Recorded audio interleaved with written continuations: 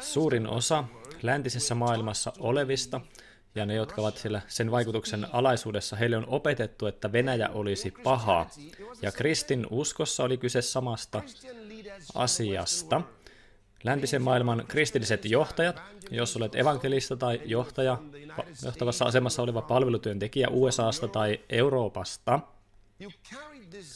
niin sinä kannat tätä tällaista mentaliteettia siitä, että Venäjä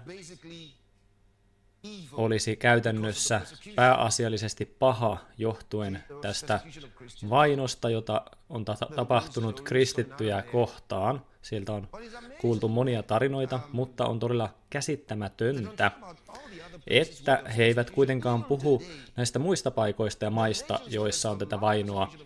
Jopa tänä päivänä on paljon kristittyjen vainoja eri maissa, mutta kukaan ei puhu sitten siihen liittyen.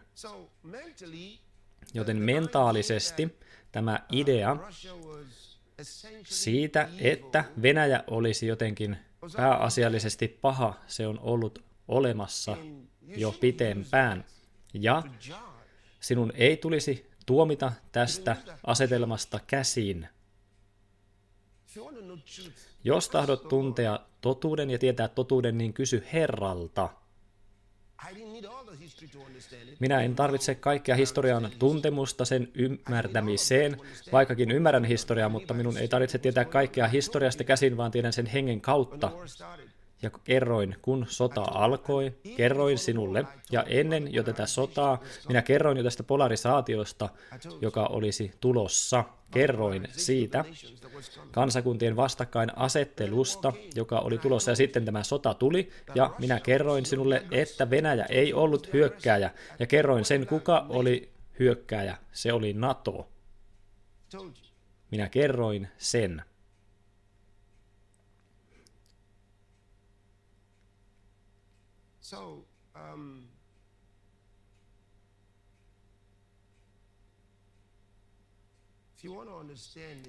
Jos tahdot ymmärtää tätä, niin kuuntele sitä, mitä he jakoivat tänään Chronicles of Prophecy-ohjelmassa.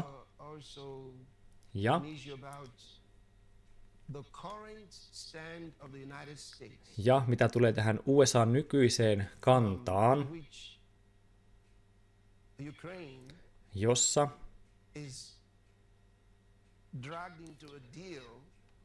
jossa Ukrainaa vedetään tähän diiliin koskien näitä harvinaislaatuisia maamineraaleja. Ja syy tälle ei ole siinä, että USA yrittäisi petkuttaa heitä. Ei. He ovat fiksuja. Kyse on diilistä. Jos me jatkamme teidän suojelemistanne, meidän täytyy saada itsellekin siitä jotain hyötyä. Siitä siinä on kyse. He eivät siis yritä ryöstää Ukrainaa. Ei, vaan kyse on sopimuksesta. Meidän täytyy saada jotain siitä, että me suojelemme teitä. Te olette itsenäinen valtio, ja jos me taistelemme puolestanne, mitä me saamme siitä, koska me olemme antaneet tähän asti niin paljon ilman mitään vastinetta, ja emme voi jatkaa toimimista tällä tavoin enää, joten keskustellaan asiasta itsenäisinä valtioina keskenämme. Ja tullaan sopimukseen keskenämme, ja sitten Venäjä todennäköisemmin sopii ehdoista neuvotteluissa, koska nyt meillä on vahvempi neuvotteluasema kahdestaan, koska myös meillä on tässä jotain pelissä, mutta juuri nyt meillä ei ole tässä mitään pelissä. Me olemme antaneet vain miljardeita USA:n suunnalta saamatta mitään vastinetta. Ja nytkö menisimme neuvottelemaan Putinin kanssa Ukrainan puolesta saamatta sitä mitään itsellemme. Joten jos me tulemme nyt, tai saamme tämän sopimuksen keskenämme aikaan, niin meillä on vahvempi ääni yhdessä. Tämä on nyt se viesti, mitä Trump on tässä sanomassa. Ja Zelenski on ajatellut tätä. Ja siksi hän on myös halukas allekirjoittamaan tämän diilin, koska ei ole olemassa mitään parempaa diiliä. Siksi Trump oli aika varma, että Zelenski suostuisi siihen, koska ei ole parempaa diiliä tarjolla. Hän saa siitä, USA saa siitä jotain, ja Ukraina saa sitä jotain ja ketään ei petetä. Sinun täytyy siis ymmärtää nämä yksityiskohdat ennen kuin vain alat puhumaan kaikenlaista. Ota rennosti vain ja hommaa itsellesi kaikki oikea tieto. Kun tämä sota alkoi, Venäjä kutsui sitä erikoisoperaatioksi. Se oli sotilaallinen erikoisoperaatio, ja todellakin se oli strateginen. Ensimmäisen viikon aikana he olivat jo saavuttaneet tahtomansa, ja Ukraina oli valmiina neuvottelemaan. Ensimmäisen viikon aikana tämä siis tapahtui jo, ja Zelenski taipui ja sanoi, että minä olin nyt valmis neuvottelemaan. Se oli siis 1 viikon operaatio, ja se tuli siinä jo valmiiksi. Mutta sitten Biden ja Boris Johnson tulivat väliin ja sanoivat, että ei. Ranska, Saksa, he kaikki sanoivat, että ei käy. Ja he vakuuttivat Zelenskin, he sanoivat, että ei, älä neuvottele, me autamme sinua. Taistele, jatka taistelua, me olemme tukenasi, koska he itse olivat tämän sodan alkusyy alun perinkin, ja he olivat syynä tähän provokaatioon alun perin, ja minä kerroin tämän sinulle. Ja minä en tarvitse minkäänlaista Venäjän tukea sille, mitä minä teen. Minä julistan evankeliumia, en tarvitse Venäjän tukea totuuden kertomiseksi, kerron asiat niin kuin ne ovat. En ole siis missään vaaleissa ehdolla, ja että minua autettaisiin Venäjän toimesta pääsemään läpi vaaleista. Kerron vain totuuden. Ja Putin ei tehnyt mitään vääriä laskelmia tässä kohtaa. Ei, kyse ei ollut siitä. Vaikkakin suuremmassa mittakaavassa hän ei odottanut tämän kokoluokan typeryyttä toiselta puolelta. Ja nyt on menetetty niin paljon on menetetty, ja Ukrainasta ei ole enää jäljellä juuri mitään.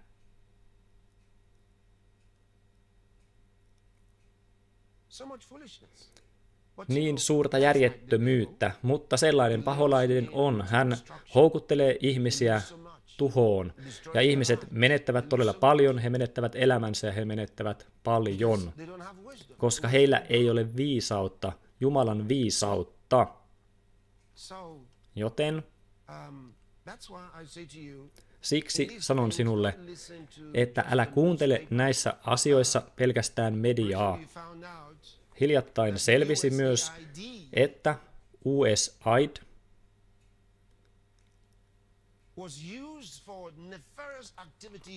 organisaatiota on käytetty pahoihin hankkeisiin Afrikassa ja eri puolilla maailmaa. He ovat olleet todellisia terrorismin sponsoroijia, USAID. Ja monet ihmiset ovat heidän työllistämiään, monet kristityt myös mukaan lukien, kun olet töissä jossain kansalaisjärjestössä. He maksavat silloin sinulle siitä, että sinä tuhoat omaa maatasi.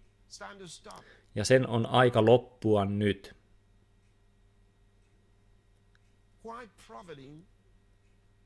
Miksi hyötyä sellaisesta organisaatiosta, joka tuhoaa sinun maatasi? Ja vähintäänkin nyt tiedät tämän, jos et aiemmin vielä tiennyt. USAID ei ole organisaatio, joka auttaa ihmisiä, ei, vaan se tuhoaa ihmisiä. Ja he maksavat toimittajille eri puolilla maailmaa propagandan levittämisestä. He käyttävät mediaa valheidensa levittämiseen ja ylläpitämiseen. Ja sinun täytyy sanoa tälle ei enää. Ja nämä niin sanotut tutkimuskeskukset eri puolilla maailmaa, ne eivät todellakaan ole sellaisia, vaan ne ovat naamiointeja heidän pahoille ja julmille hankkeilleen, joilla he tuhoavat maailman kansakuntia. Ja ajavat eteenpäin maapallon väestön määrän vähentämisagendaansa. Ja kuka on tämä pääjehu USAIDin taustalla Bill Gates. Ehkäpä et tiennyt tätä. Hän on aivot USAIDin takana.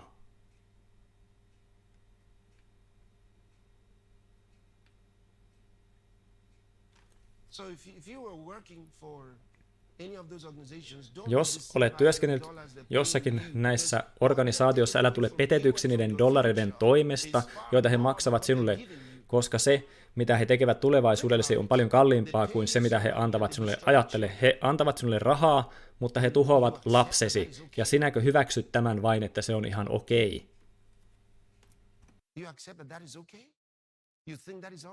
Sinäkö hyväksyt sen ja sekö on sinulle ihan ok? On aika, että sanot tälle ei ja eroat. Sinulla tulee olla sisua eroamiseen. Koska he tuhoavat sinua ja sinun maatasi.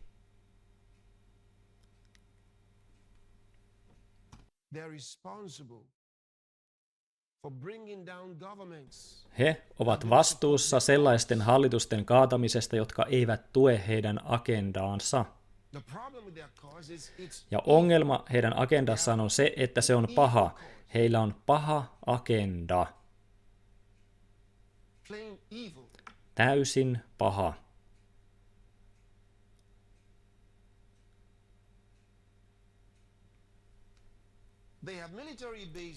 Heillä on sotilastukikohtia. USAlla on sotilastukikohtia eräissä maissa, ja siellä, missä heillä ei ole näitä tukikohtia, he kutsuvat niitä tutkimuskeskuksiksi.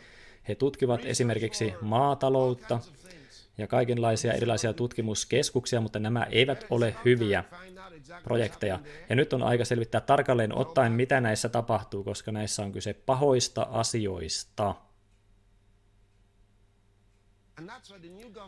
Ja siksi USA:n uusi hallitus kieltäytyy rahoittamasta näitä enää, koska he tietävät, että näitä käytetään pahojen asioiden työstämiseen.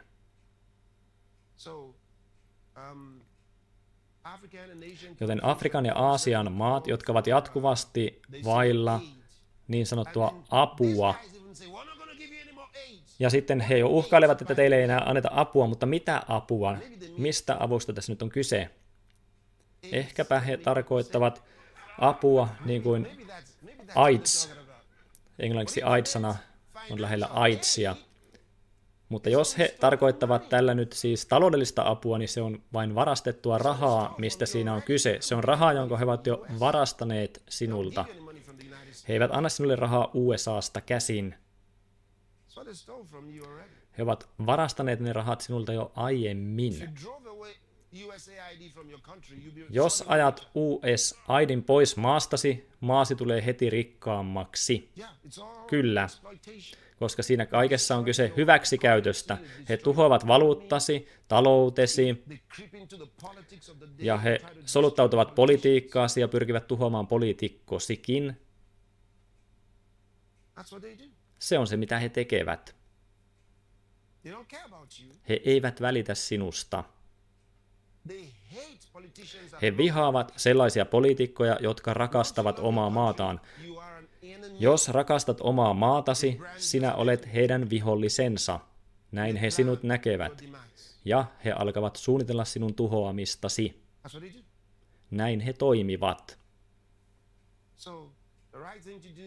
Joten oikea asia toimia tässä kohtaa on se, että käsket heitä lopettamaan. On aika kertoa heille, että nyt riittää.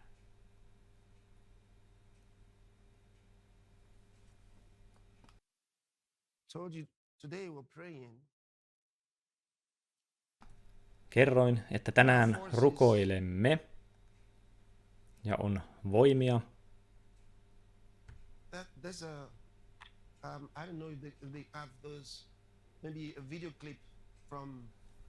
Onko meillä se videoklippi Saksista?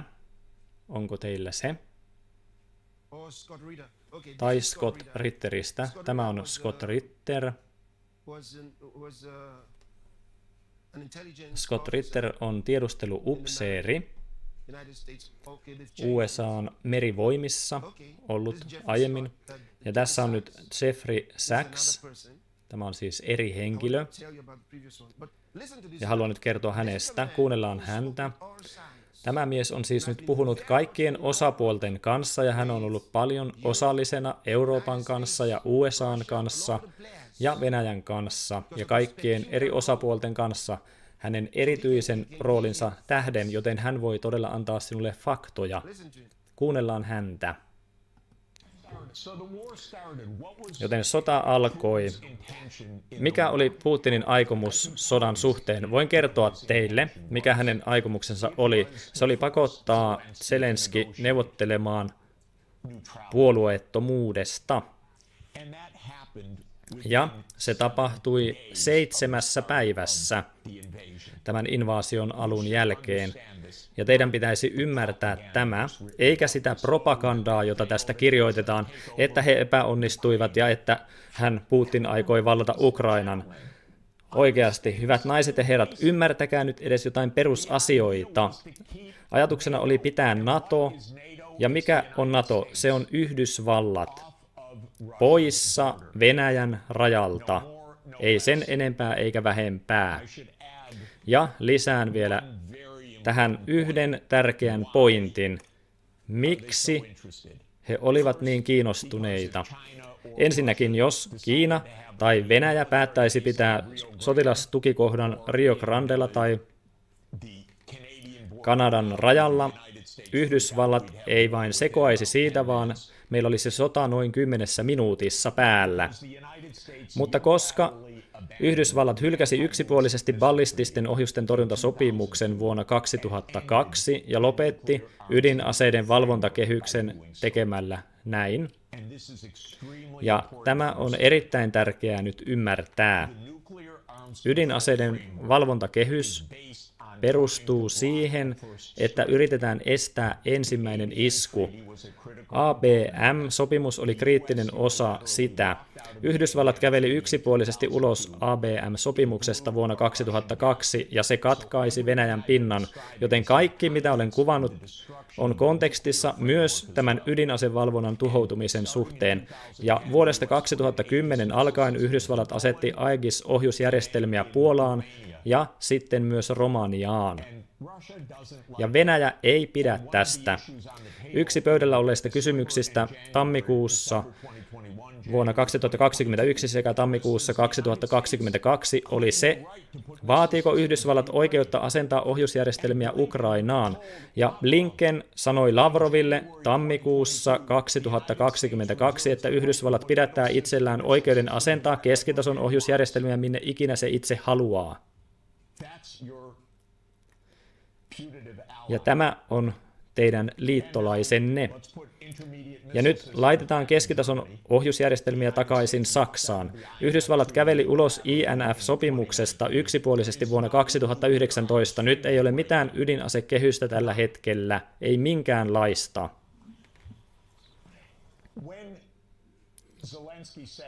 Kun Zelenski sanoi 7 päivän jälkeen, että neuvotellaan, tiedän tämän yksityiskohdat erinomaisesti, koska olen puhunut kaikkien osapuolten kanssa yksityiskohtaisesti. Parin viikon sisällä vaihdettiin asiakirja, jonka presidentti Putin oli hyväksynyt ja jonka Lavrov oli esittänyt ja jota turkkilaiset välittäjät hoitivat. Minä lensin Ankaraan kuullakseni yksityiskohtaisesti, mitä nämä välittäjät tekivät. Ukraina poistui yksipuolisesti lähes valmiista sopimuksesta. Miksi? Koska Yhdysvallat käski heitä tekemään niin. Koska Iso-Britannia lisäsi kuorutuksen vielä kakkuun tuomalla sinne Boris Johnsonin huhtikuun alussa Ukrainaan siis selittämään. Ja hän on hiljattain Ja jos turvallisuutenne on Boris Johnsonin käsissä, niin Jumala auttakoon teitä. Keir Starmer on osoittautunut vielä pahemmaksi. Se on aivan käsittämätöntä, mutta se on totta. Boris Johnson on selittänyt, ja voitte tarkastaa tämän nettisivuilta, että pelissä on länsimaiden hegemonia, ei Ukrainan, vaan länsimaiden hegemonia. Michael ja minä tapasimme Vatikaanissa ryhmän kanssa keväällä 2022. Kirjoitimme tuolloin asiakirjan, jossa selitimme, ettei tästä sodasta voi tulla mitään hyvää Ukrainalle.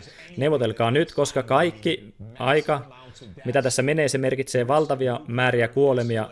Se lisää ydinase-eskalaation riskiä ja sodan todennäköistä häviämistä. En muuttaisi nyt yhtään sanaa siitä, mitä tuolloin kirjoitimme. Mikään ei ollut väärin tuossa asiakirjassa. Ja tuon asiakirjan jälkeen, koska USA puhui neuvottelijat pois neuvottelupöydästä, noin 1 miljoona ukrainalaismiestä on kuollut tai haavoittunut vakavasti. Ja amerikkalaiset senaattorit, jotka ovat niin ilkeitä ja kyynisiä ja korruptoituneita kuin kuvitella vaan voi, sanovat, että tämä on ihanaa rahojemme käyttöä, koska amerikkalaisia ei kuole ollenkaan. Se on puhdasta proxy-sotaa, sijaissotaa. Yksi senaattoreista lähelläni, Blumenthal, sanoo tämän ääneen. Mitt Romney sanoo tämän ääneen. Tämä on parasta rahaa, mitä Amerikka voi käyttää, kun yksikään amerikkalainen ei kuole. Tämä on aivan epätodellista. Tuodakseni meidät nyt eiliseen takaisin. Tämä hanke epäonnistui. Hankkeen ideana oli se, että Venäjä laittaisi rukkaset naulaan. Ajatus oli koko ajan ollut se, että Venäjä ei kykenisi vastustamaan, kuten Brzezinski selitti vuonna 1997. Amerikkalaiset luulivat, että meillä oli yliote ja että me voittaisimme, koska me bluffaisimme heitä ja he eivät oikeasti aikoisi taistella, he eivät oikeasti aikoisi mobilisoitua. Ydinpommivaihtoehto katkaista heidät Swiftistä. Se hoitaisi kyllä heidät. Talouspakotteet. Se hoitaisi heidät. HIMARS-ohjukset. Se hoitaisi heidät. Attack MS F-16 hävittäjät. Se hoitaisi heidät. Olen kuunnellut tätä jo 70 vuoden ajan. Olen kuunnellut tätä puolittaisella ymmärryksellä, sanoisin noin 56 vuoden ajan. He puhuvat hölynpölyä joka päivä, minun maani, minun hallitukseni. Tämä on minulle niin tuttua, täysin tuttua, ja minä pyydän teitä ukrainalaiset, ja minulla on todella kokemusta ukrainalaisista. Neuvoin heitä, en ole mikään anti-Ukraina, olen pro-Ukraina henkilö täysin. Sanon, että pelastakaa henkenne, pelastakaa itsenäisyytenne ja alueenne, olkaa neutraaleja, älkää kuunnelko amerikkalaisia. Mielenkiintoista, todella mielenkiintoista. Ja kuunnellaan nyt Scott Ritteriä. Ei vaan Scott Ritter.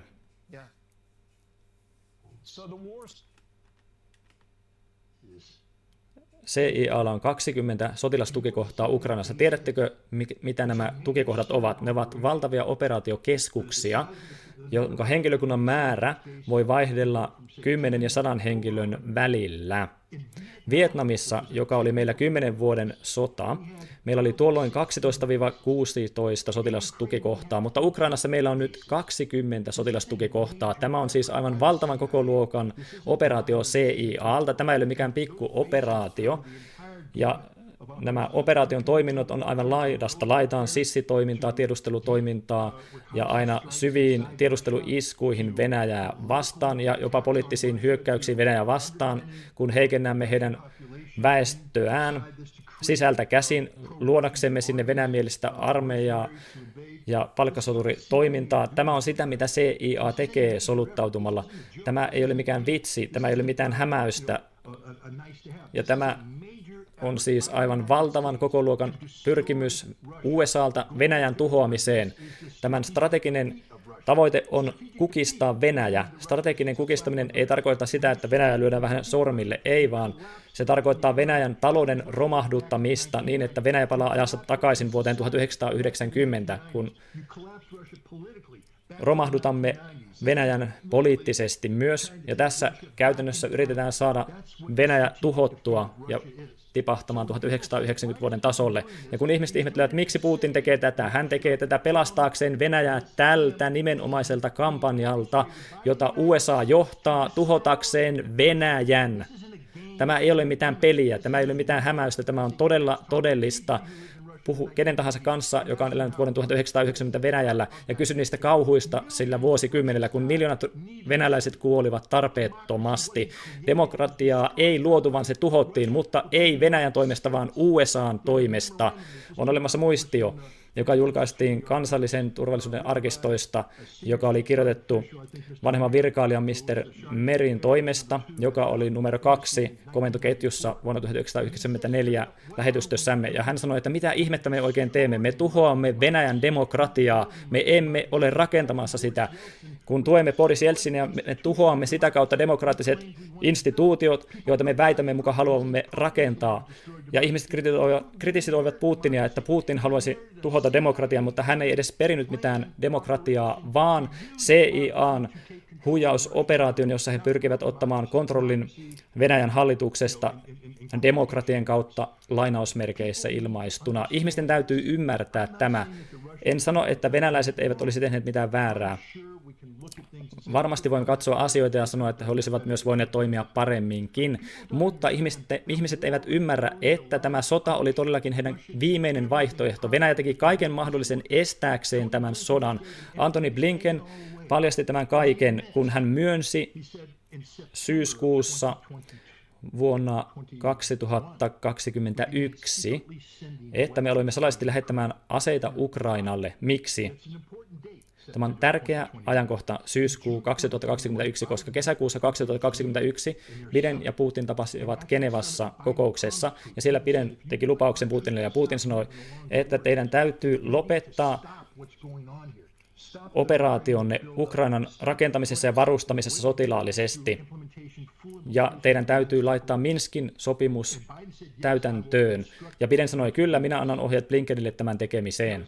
Tämä tapahtui siis kesäkuussa, ja sitten syyskuussa Blinken alkoi lähettämään salaisesti aseita Ukrainaan. Miksi? Hänellä ei ollut mitään aikeita laittaa painetta Saksaan ja Ranskaan Minskin sopimuksen täytäntöönpanemiseksi. Ja me tiedämme nyt, että Angela Merkel ja Frances Hollande ovat jo myöntäneet sen, että Minskin sopimus oli huijausta, se oli valhetta. Se oli tarkoitettu ostamaan aikaa siihen, että NATO saisi rakennettua Ukrainassa armeija, jotta he voisivat hyökätä vapauttamaan Donbasin aluetta ja päättämään CIAn projektin päätökseen ja eliminoimaan poliittista puolta Donbasissa. Ja Venäjä sanoi, että ei. Mutta lähtivätkö he sotaan tämän tähden? Ei. Joulukuussa Venäjä antoi 2 sopimusluonnosta Natolle ja USAlle ja sanoi, että me emme halua sotaa, me haluamme Eurooppaan turvallisuusraamin, uuden turvallisuusraamin tälle alueelle, mutta NATO hylkäsi tämän ja USA hylkäsi tämän. Tammikuussa ja helmikuussa Venäjä oli suoraan yhteydessä ukrainalaisten kanssa ja yritti neuvotella, mutta ukrainalaiset pilkkasivat venäläisiä, ja sitten Venäjä aloitti sotilaallisen erikoisoperaation, mutta siinä ei ollut kyse mistään miehitysoperaatiosta, vaan saada Ukraina neuvottelupöytään, ja se toimi 6 päivää rajan ylittämisen jälkeen. Ukraina oli ensimmäisellä kierroksella neuvottelemassa Valko-Venäjällä, ja maaliskuuhun mennessä heillä oli jo täysin valmis rauhansopimus. Rauhansopimus oli valmis laitettavaksi täytäntöön, mutta länsi sanoi ei. Länsi sanoi ei, joten älkää syyttäkö Venäjää. Venäjä on syytön kaikkeen tähän.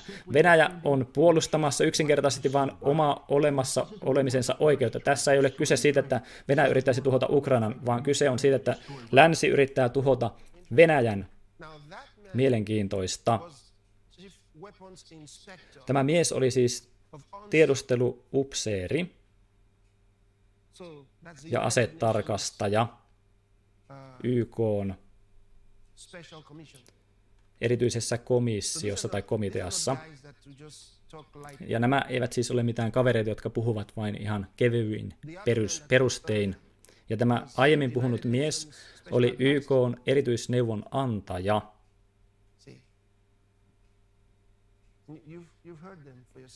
Kuulit itse, mitä he sanoivat.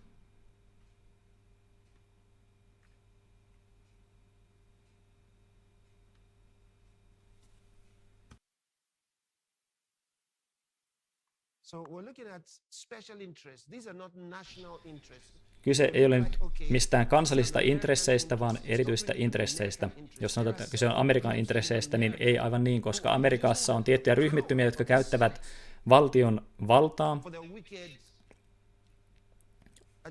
omiin pahoihin agendoihinsa, kuten se, mitä tapahtui koronan kohdalla. Ja itse asiassa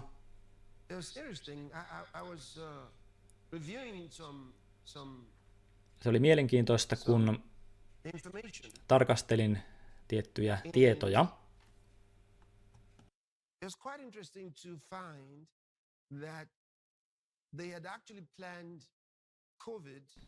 Ja oli mielenkiintoista havaita, että he olivat itse asiassa suunnitelleet koronan jo aikaisemmaksi ajankohdaksi, mutta se aiempi suunnitelma heillä epäonnistui, koska vuonna 2016 oli vaalit ja Hillary Clinton ei voittanutkaan, joten he yllättyivät tästä, kun Trump voitti vaalit. Ja he päättivät sitten mielessään, että Trump on vain yhden kauden presidentti. Mutta se, mitä he eivät tienneet, oli se, että Jumala oli kaiken tämän taustalla, koska Jumala halusi myös valmistella oman seurakuntansa. Koska vuonna 2016 seurakunta ei olisi luultavasti ollut vielä valmiina käsittelemään tätä, mitä oli koronan myötä tulossa. Seurakunta tarvitsi vielä toiset 4 vuotta aikaa. Ja tämän 4 vuoden päätyttyä seurakunta oli valmis, todella valmis.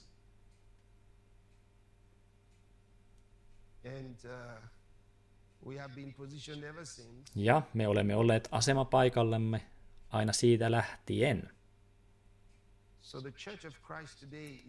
Joten Kristuksen seurakunta tänä päivänä ei ole mikään hölynpölyn seurakunta. Me emme ota mitään järjettömyyksiä ja hölynpölyä enää vastaan. Menneiden vuosien strategiat, joita on käytetty seurakuntaa vastaan, ne eivät enää toimi meitä vastaan. Me voitamme nyt ainoastaan.